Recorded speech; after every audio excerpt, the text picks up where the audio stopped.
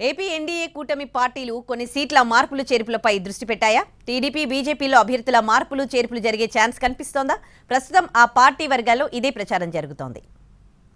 NDA కూటమి పార్టీలు దాదాపు అన్ని స్థానాలకు అభ్యర్థులను ప్రకటించేశాయి. మొత్తం 175 స్థానాలకు గాను 174 స్థానాలకు అభ్యర్థులను 3 పార్టీలు అధికారికంగా ప్రకటించాయి. ఒక్క పాలకొండ సెగ్మెంటుకు జనసేన అభ్యర్థిని ప్రకటించాల్సి ఉంది.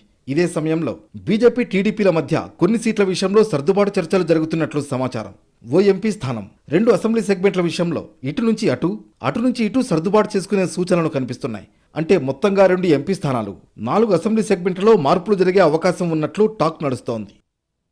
నరసాపురం, కడప లోక్సభ స్థానాల్లో బీజేపీ టీడీపీ మధ్య సీట్ల సర్దుబాటు జరిగే అవకాశం ఉందనే చర్చ జరుగుతోంది. నరసాపురం స్థానం ప్రస్తుతం బీజేపీ ఖాతాలో ఉంది.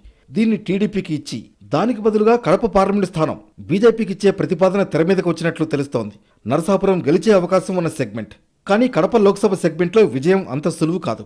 ఈ క్రమంలో ఈ ఎక్స్చేంజ్ ఆఫర్కు బీజేపీ ఎంతవరకు ఒప్పుకుంటుందనేది అసలు ప్రశ్న. ఇక నరసాపురం ఎంపీ సీటు ఖచ్చితంగా కావాలని టీడీపీ పట్టుపట్టే పరిస్థితి ఉంటే దానికి బదులుగా ఏలూరు స్థానాన్ని బీజేపీ ఆశించే అవకాశం ఉందనే చర్చ నడుస్తోంది. అలాగే ప్రస్తుతం టీడీపీ కోటాలో ఉన్న ఉండి, అనపర్తి స్థానాలకు బదులుగా జమ్మలమడుగు, తంబళ్లపల్లి సెగ్మెంట్లను బీజేపీకి ఇచ్చే అంశం మీద మంతనాలు జరుగుతున్నట్లు సమాచారం.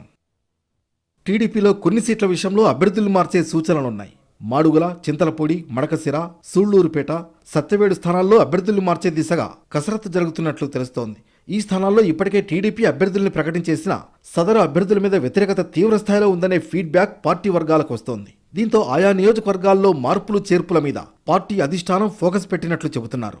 మాడుగుల అసెంబ్లీ అభ్యర్థిగా పైలా ప్రసాద్ను ప్రకటించింది టీడీపీ. అయితే ఈ స్థానం నుంచి పార్టీ సీనియర్ నేత, మాజీ మంత్రి బండారు సత్యనారాయణమూర్తి, మాజీ ఎమ్మెల్యే గవిరెడ్డి రామానాయుడు పేర్లను పరిశీలిస్తోంది.